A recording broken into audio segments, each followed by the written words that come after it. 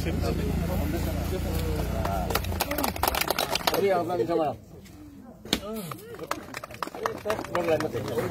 जिल्लानि सिङाव थानाय दुनाबारि आवजार ओनसोला गोबाव बोसोर उफ्रा देहा फाहामसालि गैयैनि जाउनाव गोबां दुखु खस्थ' सैनांनो गोनां जायोमोन। लोगोसे गोग्गो देहा फाहामजानायनि गोजानाव थानांनो गोनां जादोंमोन। बेखौ नुनानैनो दिनै इउपिपिएल सोरखारा गोदानै 14 नं चिरां दुवारनि सिङाव थानाय आवजार बाजार साखाथियाव उफ्रा देहा फाहामसालि लुफुंनो अन्थाइ खाम्फा गायसननानै होयो।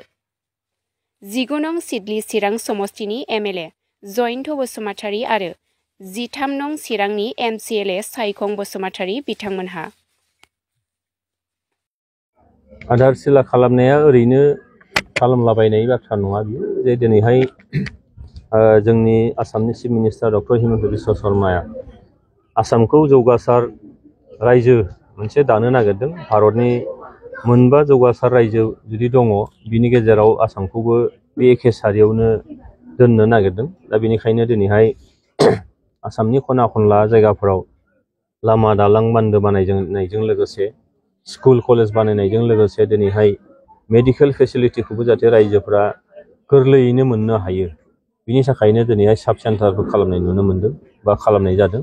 दिनै बे सिडली समष्टिनि सिङावनो नैबे आवजार मुंनि जायगायाव दिनैहाय मोनसे 55 लाख रांनि मोनसे बिल्डिं बेयाव जागोन, जेरावनोखि डक्टर क्वार्टार नार्सनि थानो थाखाय मोनसे क्वार्टार बेयाव थागोन।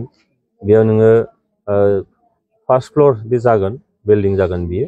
बेयाव जोंहा लेबार रुम थागोन, बेयाव जोङो बेड माखासे थाफागोन, बिसिना थाफागोन बेमारिफोरनि थाखाय। आरो बेयाव नोङो गथ'फोरनि जोनोम होनो थाखाय जिखिनि सुजुग सुबिदाफोर बे जिनिसा निस्सय थागोन। बेनिखायनो नैबे आसनिया गुबुनफोर आसनिफोर बायदि सिगांफ्राव जेरैहाय न' लुनानै गोग्लैसोनानै थादों निस्सय बेबायदि निस्सय जानाय नङा।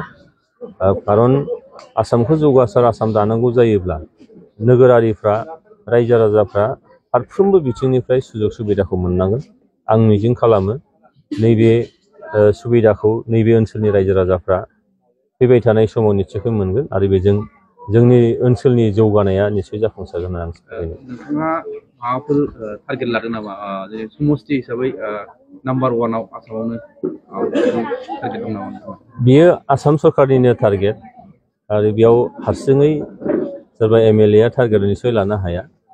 खारन बे स्टेटआनो लानाय थांखि जिहेतु जों बेखौ मावफुंनांगौ आरो जिफोर सुबिदाफोर दिनैहाय आसाम सरकारनिफ्राय हरदों बेखौ आङो समष्टियाव समान मोनसे रानसारनायखौ आङो बोलो होदों। समान रानसारनायजों समान मोनथाय समान जौगानाया जाहाथे जानो हायो बे खोथाखौसो आङो जर होदों। बेनिखायनो दिनै आवजार बायदि जायगायावबो जोङो जाहाथे जौगानायखौ लाबोनो हायो, सरकारि माखासे मोनथायफोरखौ जों मोनहोनो हायो। आरो जों जिहेतु जोंना नैबे ओनसोला दिनै गोजोन सान्थि फैबाय। सान्थि फैनाय लोगो लोगो मोनसे सम दंमोन बे ओनसोलफ्राव डक्टरफ्रा फैनो नागिरामोन, जायगानि मुं खोनायोबो हयथ' बिथांमोना फावसायनानै थायोमोन। दिनै बे परिबेस गैलिया।